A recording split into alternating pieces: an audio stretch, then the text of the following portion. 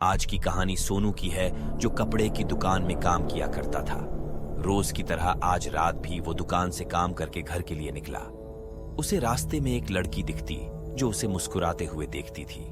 सोनू ने भी उसे देखा और फिर मुंह फेर कर चला गया। अगले दिन फिर रात को जब सोनू अपने दुकान से घर जा रहा था तो वो लड़की उसी जगह पर खड़ी थी और सोनू को देखकर मुस्कुरा रही थी। पर सोनू पलटकर लड़की को नहीं देखता है और सीधे अपने घर चला आता है। रोजाना इसी तरह हफ्ते भर वो लड़की रास्ते पर खड़ी होकर सोनू को देखकर मुस्कुराती थी और सोनू उसे अनदेखा करके घर चला जाता था। करीब एक हफ्ते बाद जब सोनू दुकान से घर जा रहा था तो उसे वो लड़की उस जगह पर नहीं दिखी। सोनू के मन में ख्याल आता है कि आखिर क्या हुआ होगा कि वो लड़की वहां नहीं दिख रही है। सोनू ने सोचा कि उस लड़की से कुछ पूछने या बात करने में भी डर लगता था।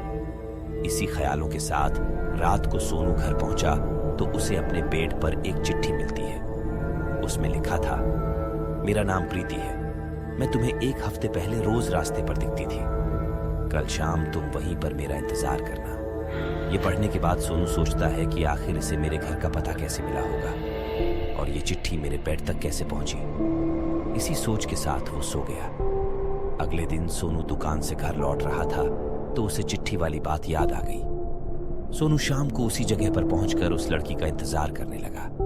काफी देर हो गई लेकिन वो लड़की आई नहीं। सोनू इंतजार करके थक गया था, इसीलिए वो घर की ओर निकल गया।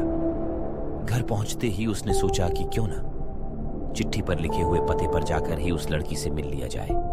रात होने को थी, इसीलिए उसने सुबह सुबह उस लड़की के घर जाने का सोचता है। सुबह होते ही जल्दी तैयार होकर चिट्ठी पर लिखे पते पर पहुंच गया। वहां जाकर जब उसने घर की घंटी बजाई तो एक आदमी बाहर आया। सोनू ने उसे कहा कि मुझे प्रीति से मिलना है। यह सुनते ही वह आदमी चौंक गया और जवाब में उसने पूछा, क्या प्रीति से मिलना है? उसे मरे हुए तो 2 महीने हो गए हैं। ये सुनते ही सोनू के होश उड़ गए। डर के मारे शरीर कांपने लगा। किसी तरह खुद को संभाल कर सोनू घर पहुंचा और चिट्ठी को जला दिया। उसके मन में कई तरह के सवाल उठने लगे। उसने सोचा कि वो लड़की जो मुझे रोज दिखती थी वो भूत थी। उस दिन से सोनू ने अपना दुकान बदल दिया और एक तांत्रिक से मिलकर उस आत्मा से छुटकारा पा लिया। तो दोस्तों, कैसी लगी कहानी मुझे कमेंट में जरूर लिखें। फिर मिलेंगे एक नए कहानी में।